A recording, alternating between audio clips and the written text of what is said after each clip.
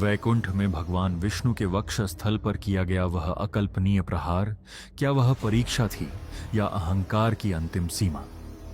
जब भृगु मुनि की परीक्षा से विष्णु की सर्वोच्चता सिद्ध हो चुकी थी, तो फिर कौन सी लीला थी जिसने स्वयं भगवान को पृथ्वी पर आने को विवश कर दिया? वैकुंठ छोड़कर जब भगवान विष्णु ने मानव रूप धारण किया, तो क्या एक ईश्वर भी भूख, प्यास और पीड़ा सहने के लिए तैयार हो सकता है? जब भगवान स्वयं मानव रूप में भूख और प्यास सह रहे थे, तब किन दो महादेवताओं ने गोपनीय रूप से उनकी सहायता करने का निर्णय लिया? पहली ही भेंट के बाद ऐसा क्या हुआ कि भगवान श्रीनिवास ने भोजन जल तक त्याग दिया? भविष्य बताने वाली सोजी के वेश में छिपा वह कौन था जिसने विवाह से पहले ही विधाता का रहस्य खोल दिया? विवाह के लिए भगवान श्रीनिवास ने किस देवता से इतिहास का सबसे अनोखा ऋण मांगा? और क्यों कहा जाता है कि यह ऋण समझौता कलियुग के अंत तक चलने वाला है? जब दो देवियों के बीच प्रश्न खड़ा हुआ, तो भगवान श्रीनिवास ने स्वयं को ही क्यों त्याग दिया? और क्यों आज भी वे तिरुमला में साक्षात विराजमान हैं?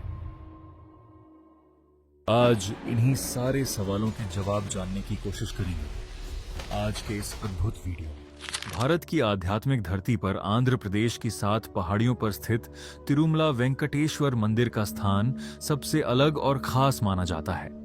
यह मंदिर सिर्फ पत्थर और सोने से बना हुआ ढांचा नहीं है, बल्कि यह करोड़ों लोगों की आस्था और विश्वास का केंद्र है। जब जीवन में परेशानियां बढ़ जाती हैं, तब लोग यहां आकर मन की शांति और उम्मीद पाते हैं।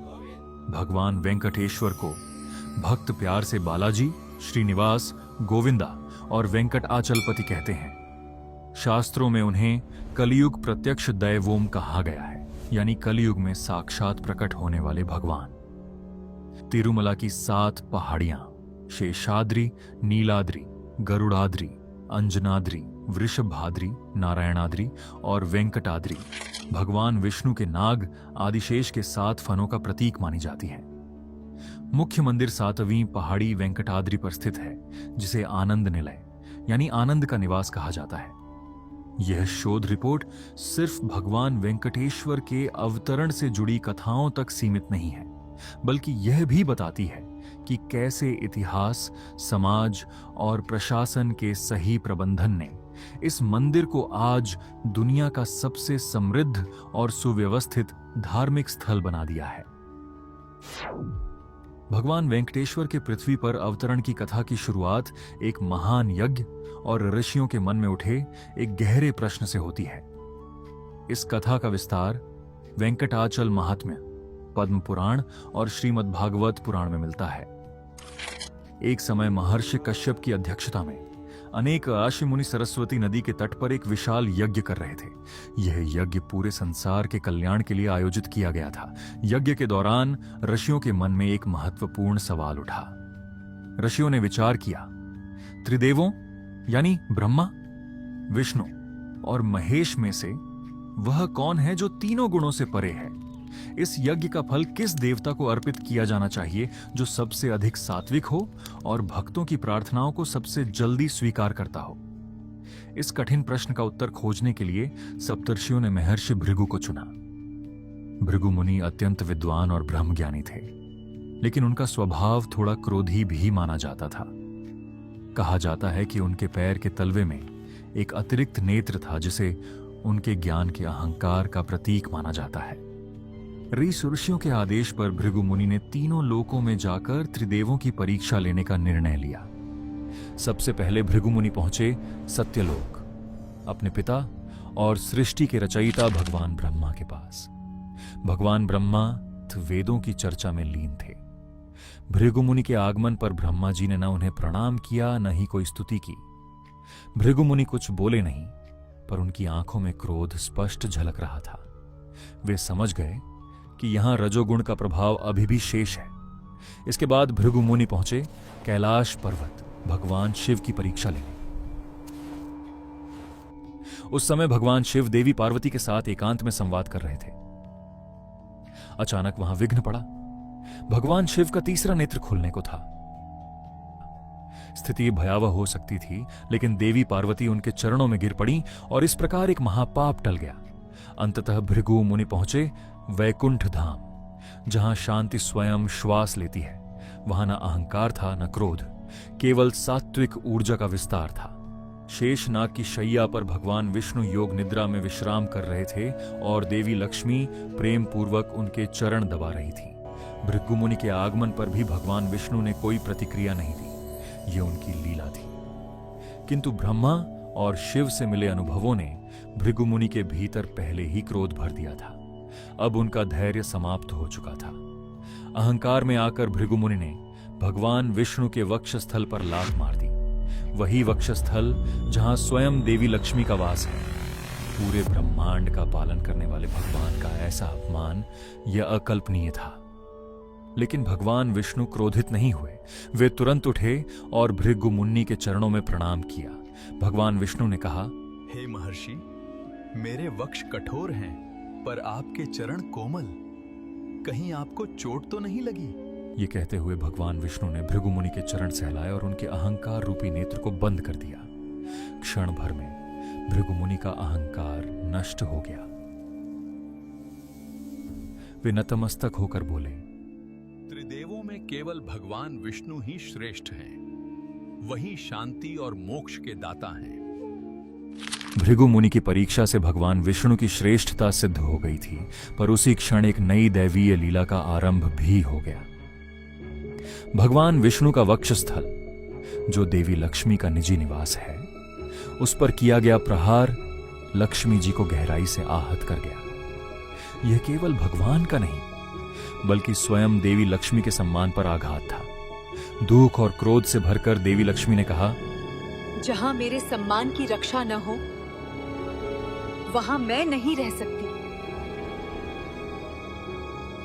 यह कहकर देवी लक्ष्मी ने वैकुंठ का त्याग कर दिया। वे पृथ्वी पर करवीरपुर अर्थात आज के कोल्हापुर पहुंची और वहां कठोर तपस्या में लीन हो गई।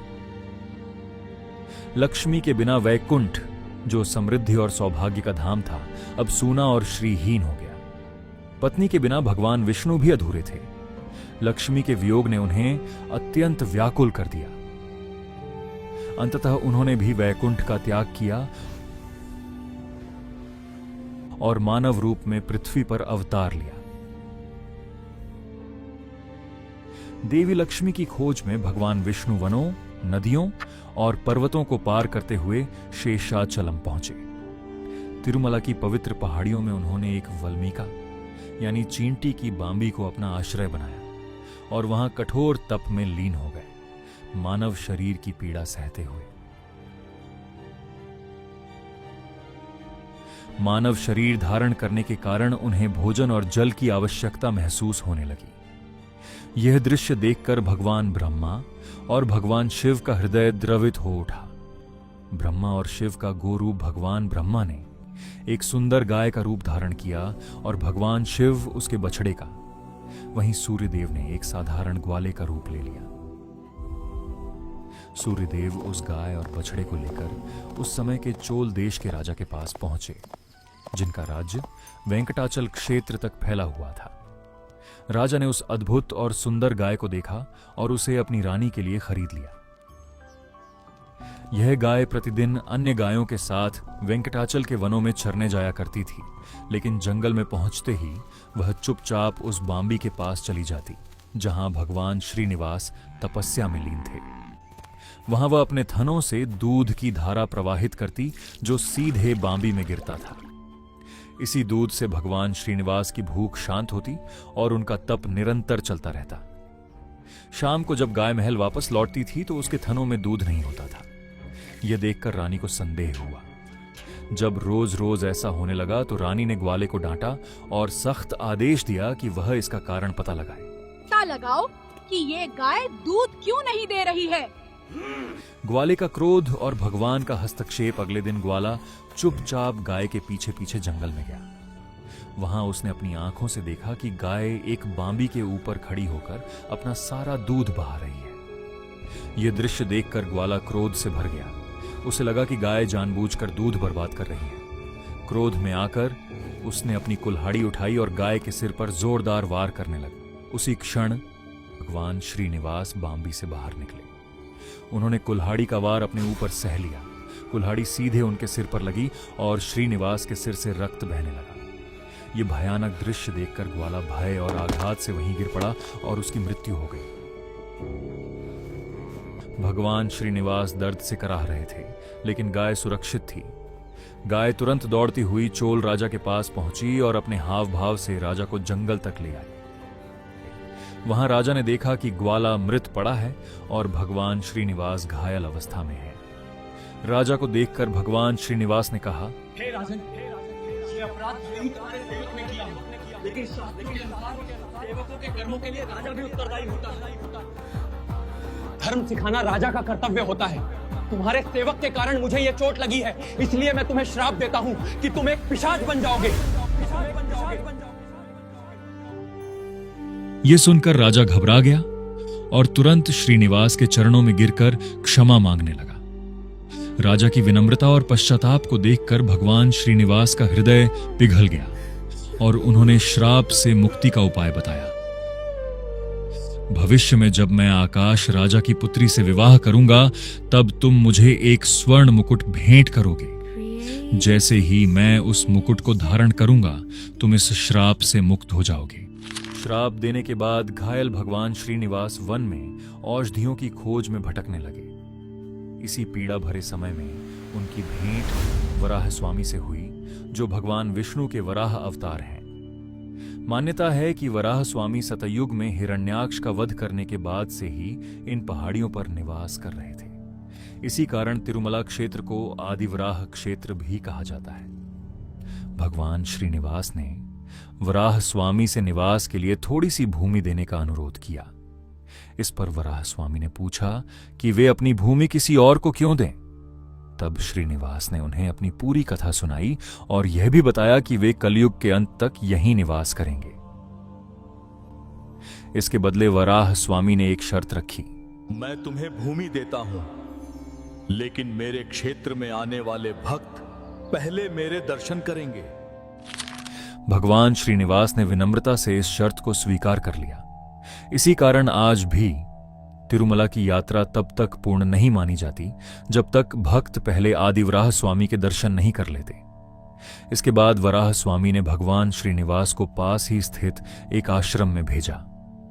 वहां एक वृद्ध तपस्विनी रहती थीं, जिन्हें वकुला देवी कहा जाता था। पुराणों के अनुसार वकुला देवी वास्तव में द्वापर युग की यशोदा मैया अर्थात भगवान कृष्ण की पालक माता का ही पुनर्जन्म थी। द्वापर युग में यशोदा मैया ने पूरे प्रेम और वात्सल्य से कृष्ण का पालन पोषण किया था, लेकिन वे कृष्ण के विवाह उत्सव देखने का सौभाग्य प्राप्त नहीं कर सकी थीं। तब भगवान कृष्ण ने उन्हें वचन दिया था कि कलयुग में उनकी यह इच्छा अवश्य पूरी करेंगे। जब वकुला देवी ने घायल श्रीनिवास को देखा तो उनका हृदय मां के वात्सल्य से भर गया। वकुला देवी ने श्रीनिवास की चोटों का उपचार किया और श्रीनिवास ने उन्हें अम्मा अर्थात मां कहकर पुकारा। अम्मा। वकुला देवी ने भी उन्हें अपने पुत्र के रूप में स्वीकार कर लिया और प्रेम पूर्वक उनका नाम श्रीनिवास रखा। इसके बाद भगवान श्रीनिवास उनके आश्रम में एक आज्ञाकारी पुत्र की तरह रहने लगे और वकुला देवी एक सच्ची मां की भांति उनकी हर छोटी बड़ी आवश्यकता का ध्यान रखने लगी। कथा का अगला अध्याय देवी पद्मावती के जन्म से शुरू होता है। पद्मावती को देवी लक्ष्मी का अवतार माना जाता है। उस समय तोंडमंडलम क्षेत्र पर चंद्रवंश के राजा आकाश राजा का शासन था। वे एक धर्मनिष्ठ और न्यायप्रिय राजा थे, लेकिन उन्हें संतान सुख प्राप्त नहीं था। कुलगुरु की सलाह पर राजा ने संतान प्राप्ति के लिए पुत्र कामेष्टि यज्ञ करने का निश्चय किया। यज्ञ की भूमि को पवित्र करने के लिए जब राजा स्वयं सोने के हल से खेत जोत रहे थे, तभी हल की नोक किसी कठोर वस्तु से टकराई। वहां उन्हें एक अद्भुत दृश्य दिखाई दिया। भूमि से 1000 पंखुड़ियों वाला विशाल स्वर्ण कमल खिला हुआ था और उसके बीच में एक दिव्य कन्या लेटी हुई थी। उसी समय आकाशवाणी हुई कि राजा इस कन्या को अपनी पुत्री के रूप में स्वीकार करें। चूंकि कन्या का जन्म कमल यानी पद्म से हुआ था, इसलिए राजा ने उसका नाम पद्मावती रखा। समय के साथ पद्मावती बड़ी हुईं और उनके सौंदर्य व गुणों की चर्चा चारों दिशाओं में होने लगी। एक दिन भगवान श्रीनिवास वन में आखेट यानी शिकार के लिए निकले। एक जंगली हाथी का पीछा करते हुए वे नारायण वन के पास स्थित एक सुंदर उद्यान में पहुंचे। वहां राजकुमारी पद्मावती अपनी सखियों के साथ खेल रही थी। हाथी ने अचानक वहां उत्पात मचा दिया, जिससे सभी सखियां भयभीत हो गईं। तभी श्रीनिवास ने आगे बढ़कर हाथी को नियंत्रित कर लिया। इसी हलचल के बीच श्रीनिवास और पद्मावती की दृष्टि पहली बार एक दूसरे से मिली।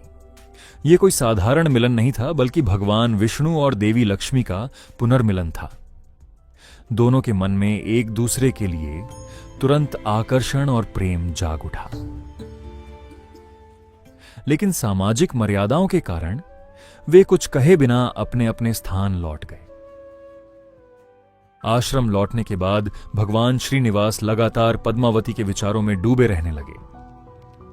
उन्होंने भोजन पानी तक त्याग दिया। जब वकुला देवी ने अपने पुत्र की यह अवस्था देखी तो वे चिंतित हो गईं और कारण पूछा।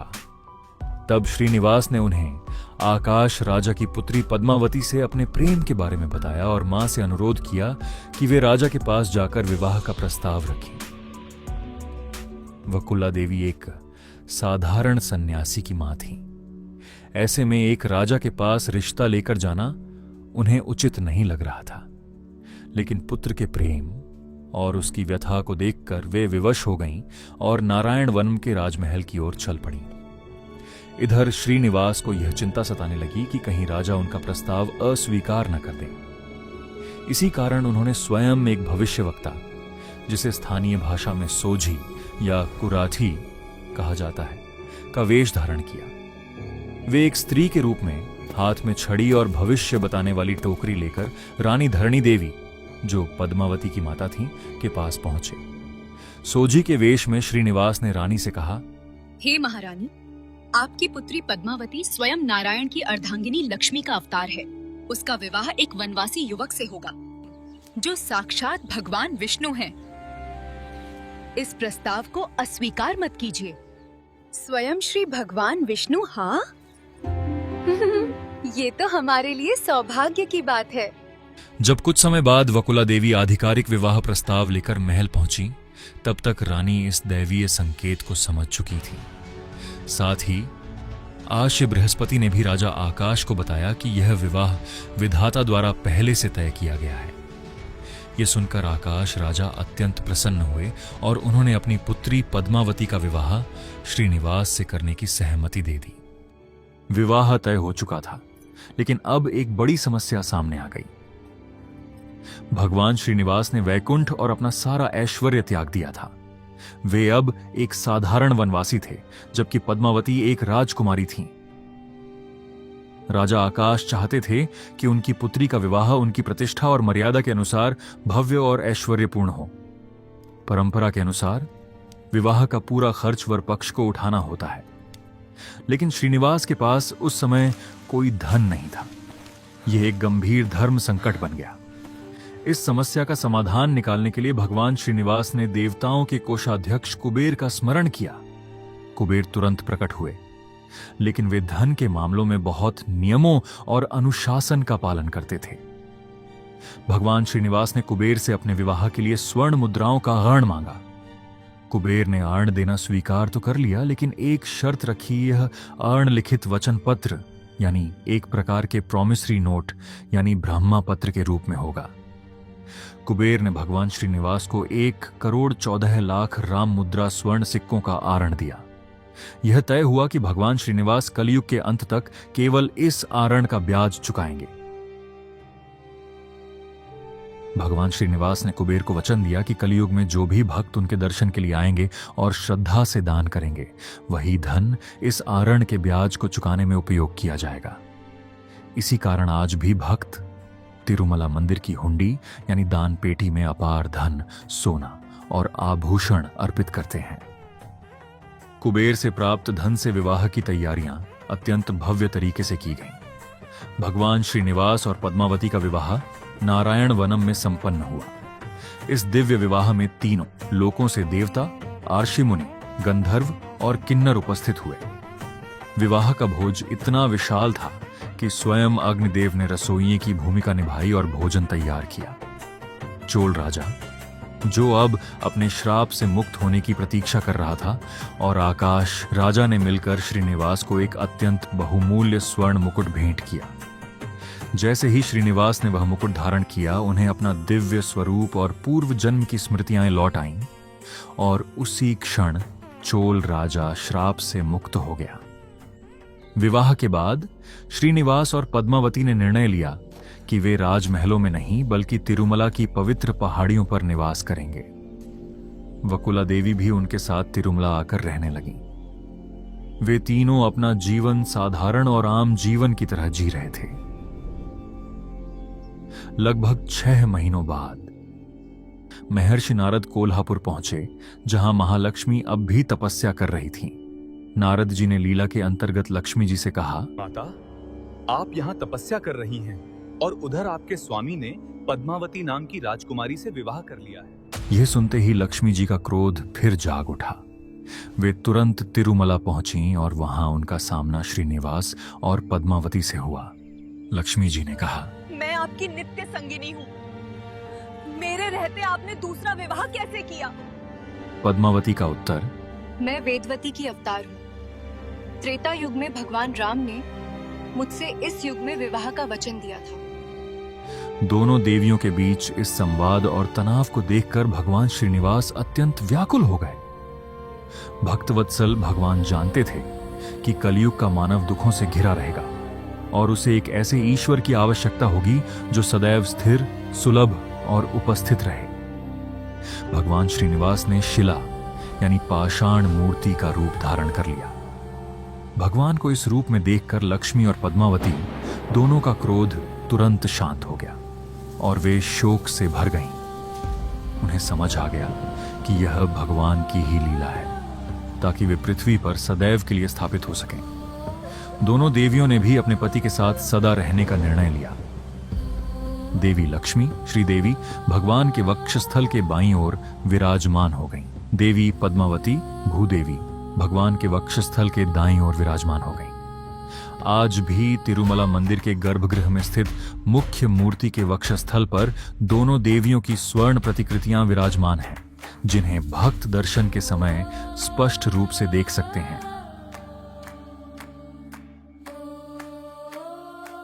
मित्रों, इस तरह समाप्त होती है आज की विलक्षण पौराणिक कथा। अगर आपको यह कहानी अच्छी लगी हो तो लाइक और कमेंट करके अपना प्रेम जरूर बताइए। ऐसी ही और पौराणिक कहानियों के लिए श्री कथा चैनल को सब्सक्राइब करें। जल्द मिलेंगे एक नई अद्भुत कथा के साथ। जय श्री राम।